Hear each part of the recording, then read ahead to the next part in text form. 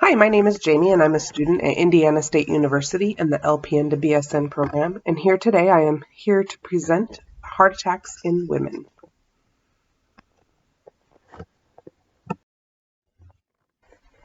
Here's a brief outline. We're going to have an introduction, objectives, the definition, risk factors, signs and symptoms, what to do, and reducing risk factors.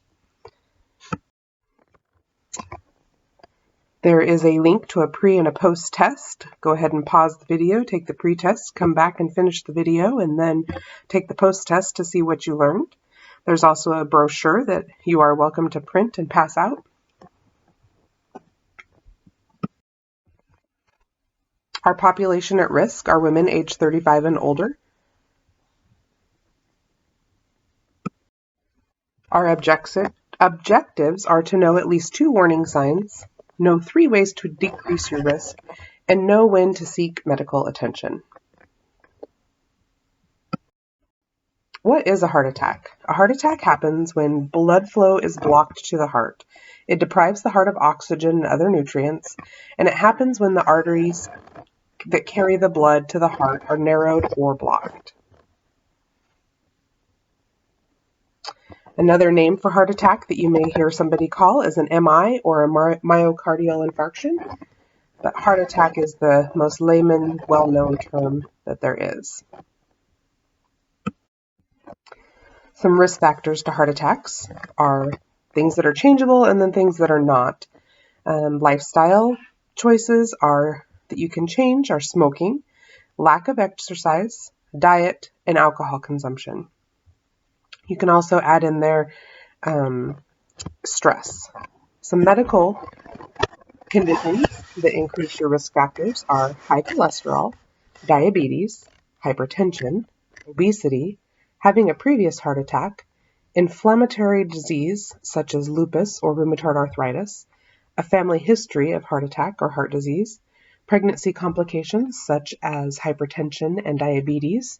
Diabetes causes the arteries to harden and circulation to decrease.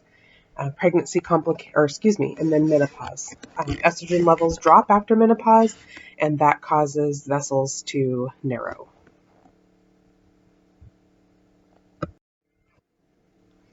Some signs and symptoms of a heart attack are neck, jaw, shoulder, upper back, or abdominal pain, or discomfort. Everybody's interpretation of pain is a little bit different.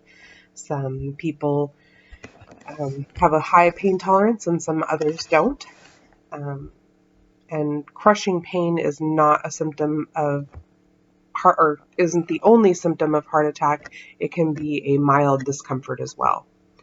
Shortness of breath, nausea and vomiting, pain in the arm or arms, lightheadedness, dizziness, fatigue, indigestion, or sweating,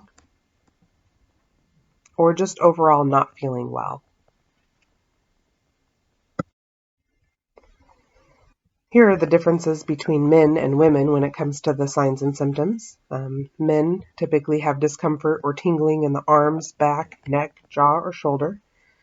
They have the chest pain or shortness of breath, where women typically experience sudden dizziness, heartburn feeling or indigestion, cold sweats, unusual tiredness or fatigue, and nausea and vomiting.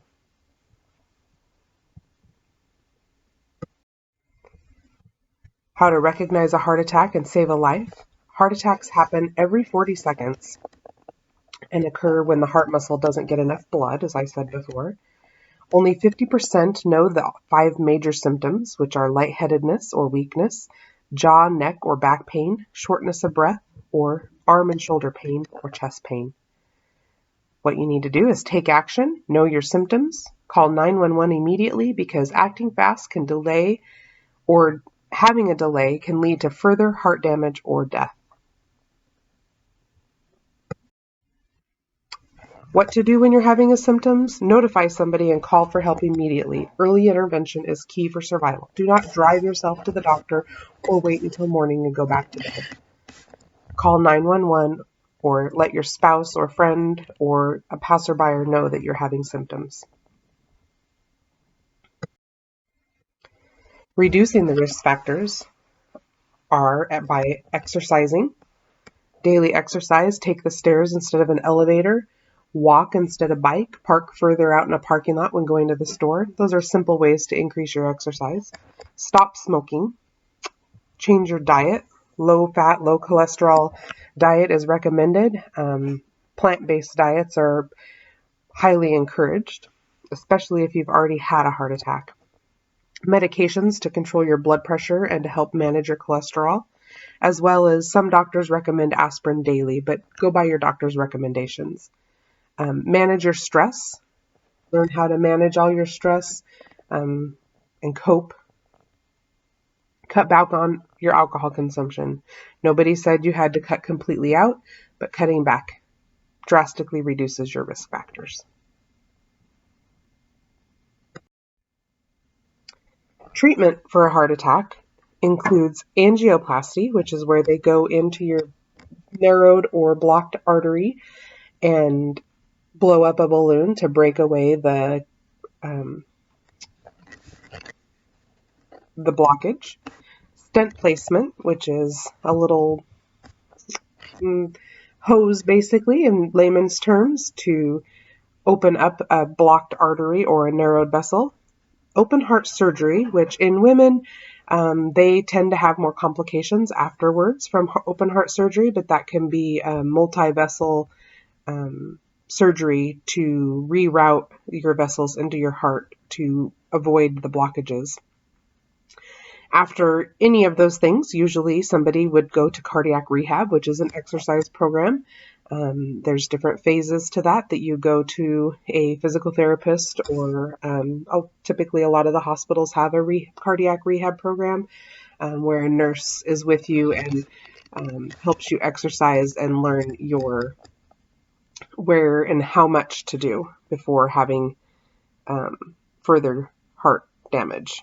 And then medications to help control whatever it is that's causing your heart attack. A lot of times you go on a blood thinner, have daily aspirin, manage your blood pressure medications, or statins to help reduce cholesterol in the blood. I would go further into heart attacks in another video if you would like to learn more about them. And there are some great websites to go to learn about early interventions and symptom management. Women typically are more apt to have a silent heart attack, which there's no symptoms to. Women also typically have their heart attacks in the middle of the night or while they're sleeping. We should not ignore symptoms. Go get them checked out. If you have chest pain while you're exercising, you should notify your doctor. Any sort of chest pain, nausea, fatigue, go get yourself checked out, because it could be a heart attack and it could mean the difference between life and death. Thank you for listening to me today, and hope you have a great day.